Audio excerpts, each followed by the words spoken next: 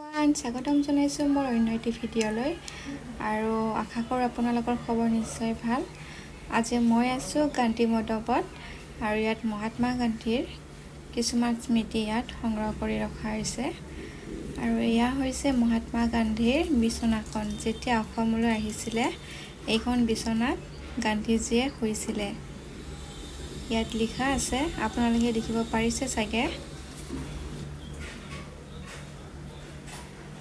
আৰু এইফালে আছে গান্ধীজীয়ে ব্যৱহাৰ কৰা কিছুমান সামগ্ৰী, এয়া যঁতৰ, লেম্প, আৰু এইফালে চেণ্ডেলো আছে আৰু এইফালে এইখন হ'ল বিচনা। এয়া দেখিছেনে, এইবিলাক গান্ধীজীয়ে যেতিয়া অসমলৈ আহিছিল এই বস্তুসমূহ ব্যৱহাৰ কৰিছিলে।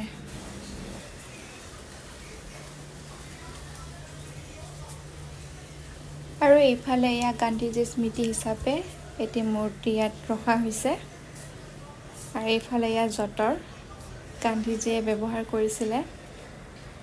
ইয়াত গোটেইখিনি আছে গান্ধীজীৰ স্মৃতি। আপোনালোকে ভিডিঅ'টি শেষলৈকে চাই থাকিব।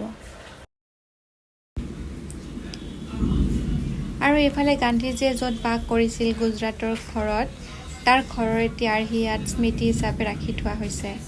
এয়া দেখিব পাৰিছে চাগে আপোনালোকে। আৰু তেখেতৰ নিজৰ বাসস্থানৰ নাম ৰাখিছিলে কীৰ্তি মন্দিৰ।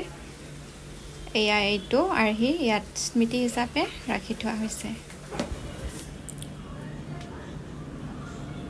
আৰু এইফালে গান্ধীজীয়ে জীৱনত যিবিলাক সংগ্ৰাম কৰিছিলে সেইবিলাক চব ইয়াত স্মৃতি হিচাপে থৈ দিয়া হৈছে। এয়া আপোনালোকক মই দেখুৱাই আছোঁ।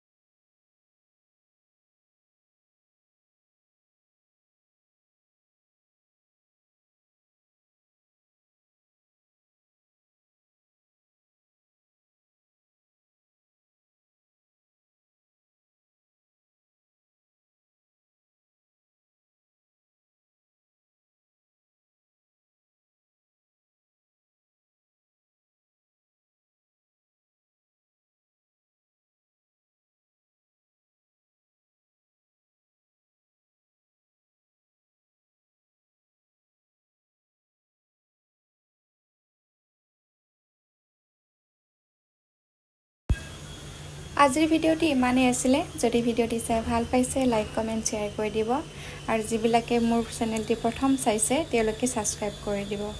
তেন্তে আজিলৈ আহিছোঁ, আকৌ এটি নতুন ভিডিঅ'ৰ সৈতে লগ পাম। ধন্যবাদ।